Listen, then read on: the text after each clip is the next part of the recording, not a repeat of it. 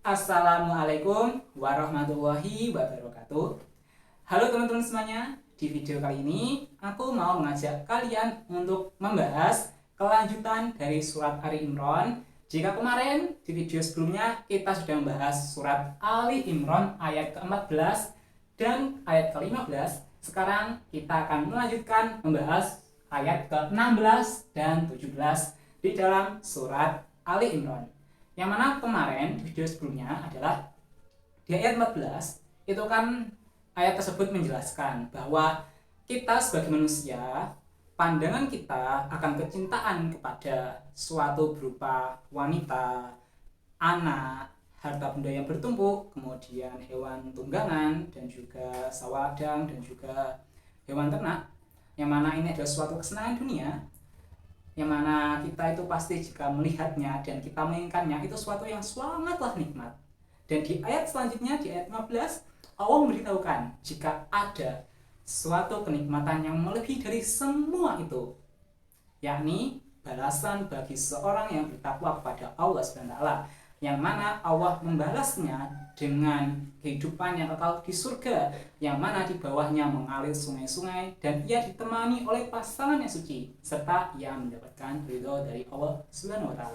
Nah, di ayat ke-16 dan 17 ini adalah ayat lanjutannya, yang mana ini menjelaskan siapa sih orang yang bertakwa yang dimaksud di dalam ayat sebelumnya. Nah, mari kita membahasnya ayat 16, yakni ayat ini. Yang mana bunyi dari ayat 16 ini adalah alladzina yaquluna rabbana innana amanna faghfir lana dzunubana wa qina adzabannar. Yang mana artinya alladzina yaqulu, yaitu orang yang berdoa, Rabbana, wahai Tuhan kami, alladzina yaquluna Rabbana innana amanna, kami benar-benar beriman, faghfir lana, maka ampunilah, dzunubana, dosa-dosa kami, wa qina adzabannar, dan lindungilah kami dari azab neraka. Yang mana di ayat 16 ini Allah memberitahukan kepada kita, menjelaskan bahwa orang yang mendapatkan suatu kenikmatan di atas kenikmatan dunia semata adalah seorang yang bertakwa. Yang mana orang bertakwa ini adalah ia haruslah orang yang benar-benar beriman kepada Allah SWT. Jadi alhamdulillah kita sebagai orang Islam, kita sudah mengucapkan syahadat, maka kita sudah beriman pada Allah. Dan marilah kita meningkatkan setiap harinya keimanan kita pada Allah SWT. Dan selain itu juga kita diajarkan oleh Allah SWT bahwa kita juga harus memohon ampunan atas dosa-dosa kita, karena kita sebagai manusia, yang mana di surat Asy-Syams itu dijelaskan wa nafsu wa ma sawwaha fa'alhamaha fujuraha wa taqwaha. Di dalam penyempurnaan jiwa kita, Allah mengilhamkan ke dalam jiwa kita, yakni potensi kita bisa melakukan keburukan dan juga melakukan kebaikan. Oleh karena itu, sebagai kita itu sebagai manusia yang mana tidak lepas dari dosa, maka Allah mengajarkan agar kita memohon ampun kepada Allah SWT atas dosa-dosa kita dan memohon berdoa untuk dilindungi kita dari azab neraka. Pasti teman-teman semuanya nggak pengen toh masuk neraka.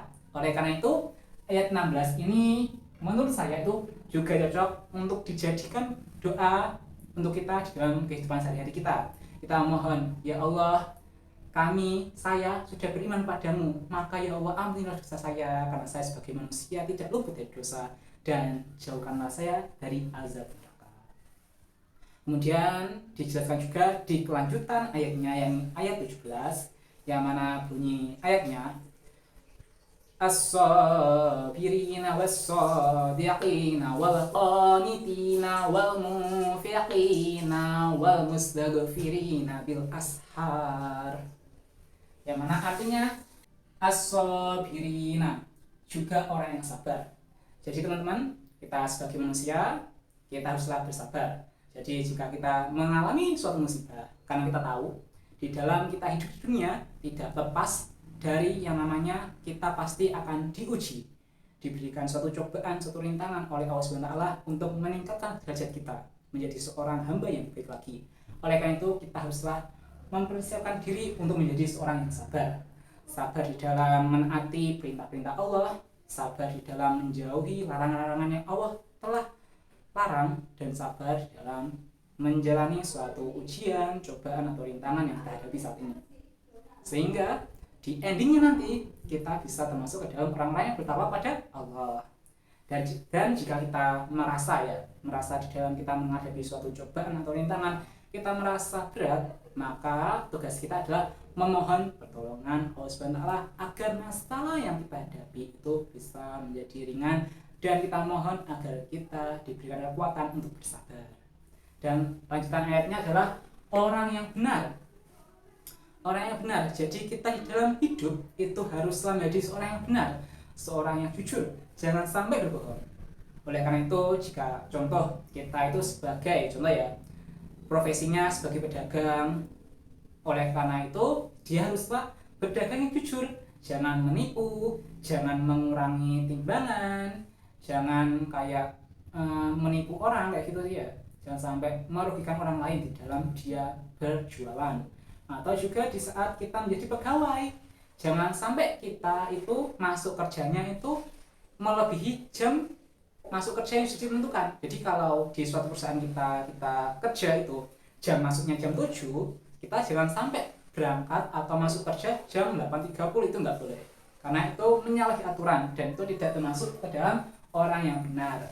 Atau juga kita sebagai pelajar, sebagai mahasiswa, sebagai murid siswa, seperti itu.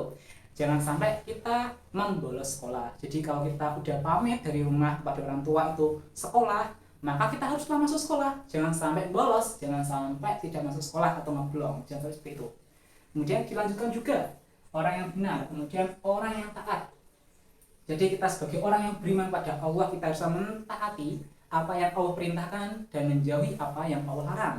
Sehingga kita termasuk orang yang taat kepada Allah, mengerjakan apa yang Allah perintahkan dan menjauhi apa yang Allah larang, sehingga kita mendapatkan ridho Allah SWT.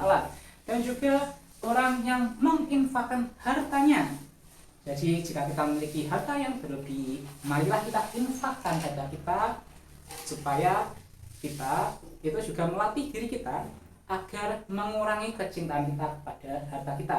Jadi menariknya itu, kenapa di setiap ayat Al-Quran itu pasti membahas atau menganjurkan kita itu untuk menginfakkan harta kita, agar kita itu seperti belajar untuk tidak terlalu mencintai harta kita atau tidak terlalu mencintai suatu harta dunia, agar kita juga mempersiapkan diri kita untuk bekal kita di hari esok, yakni di akhirat. Karena di saat kita menginfakkan hati kita, mensedekahkannya, kalau kita membayarkan zakat kita, itu semua adalah suatu bentuk ibadah, suatu bentuk amal yang mana itu nanti akan menjadi suatu buah pahala kita yang mana bisa kita petik di akhirat nanti. Dan juga di saat kita menginfakkan harta kita, kita melatih diri kita untuk tidak terlalu mencintai dunia, yakni harta benda yang bertumpuk itu, sehingga kita akan melatih diri kita untuk mencintai sesuatu yang lebih baik lagi ketimbang harta, yakni mencintai Allah SWT, mencari ridho Allah SWT.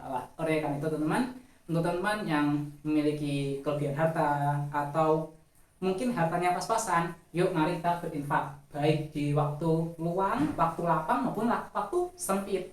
Nah, selain itu juga dijelaskan lagi, dan orang yang memohon ampunan pada waktu sebelum fajar, yang mana itu dimaksudkan adalah waktu tahajud ya, bisa diartikan waktu tahajud. Jadi waktu tahajud yakni sepertiga malam, yang mana waktu-waktu ini adalah waktu yang paling mustajabah. Di saat teman-teman berdoa, doanya insya Allah mustajabah, karena itu ada hadis yang menjelaskan waktu tahajud itu adalah waktu mustajabah. Allah akan mengabulkan doa teman-teman, dan juga pintu ampunan terbuka lebar. Oleh karena itu, karena kita menginginkan ridho Allah SWT dan kita pasti pengen masuk surga Allah SWT, yang mana di dalam kita pengen masuk surga Allah SWT, maka timbangan kebaikan kita haruslah banyak banget, lebihlah berat daripada timbangan keburukan. Oleh karena itu, marilah kita usahakan diri untuk bisa bangun di sepertiga malam untuk memohon ampun kepada Allah SWT, untuk diampuni dosa-dosa yang sudah kita perbuat di masa lalu, baik yang kita sengaja maupun tidak kita sengaja. Nah, itu aja teman-teman yang bisa aku sampaikan di video kali ini. Yang mana mari kita melatih diri untuk menjadi seorang yang bertakwa, yang mana dijelaskan di ayat 16 dan ayat 17, yang mana kita kan udah beriman nih, udah Islam nih, udah clear ya, udah beriman ya. Mari kita meningkatkan keimanan kita pada Allah SWT, dan kita mohon ampun pada Allah SWT, dan memohon agar dilindungi dari azab api neraka. Jadi di ayat 16 mari kita meningkatkan keimanan kita pada Allah SWT, memohon ampunan atas dosa-dosa yang kita perbuat, dan mohon agar dilindungi supaya tidak mendapatkan azab api neraka.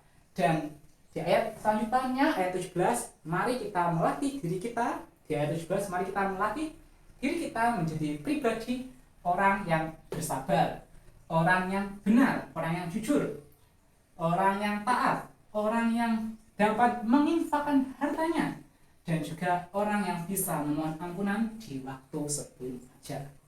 Semoga kita bisa mengamalkan isi kandungan di ayat 16 dan 17 ini supaya kita mendapatkan ridha Allah SWT, yang mana suatu kebaikan, suatu kenikmatan, kesenangan yang melebihi dari kesenangan dunia semata, yakni kesenangan di akhirat besok, yang mana kita disediakan surga, yang mana di bawahnya mengalir sungai-sungai dan kita kekal di dalamnya, serta kita dibalas dengan memiliki pasangan yang suci, dan kita mendapatkan ridho Allah SWT, yang mana ini adalah balasan bagi mereka orang-orang yang bertakwa kepada Allah SWT. Itu saja materi yang bisa saya sampaikan di video yang satu ini. Jika ada kekurangan, salah kata, salah materi, atau salah pengucapan, saya mohon maaf. Teman-teman bisa ambil yang baiknya, dan jika ada yang buruk, teman-teman bisa jauhi yang buruknya. Terima kasih teman-teman semuanya sudah menonton video ini dari awal hingga akhir. Dan teman-teman bisa mensupport channel ini dengan memberikan like, mensubscribe channel ini, dan memberikan komentar positif atau pendapat teman-teman. Atau teman-teman mau request, mau bikin video tentang apa, juga bisa tulis di kolom komentar ya. Nah, itu saja dari saya. Terima kasih teman-teman sudah menonton video ini sampai akhir. Sampai jumpa di video selanjutnya.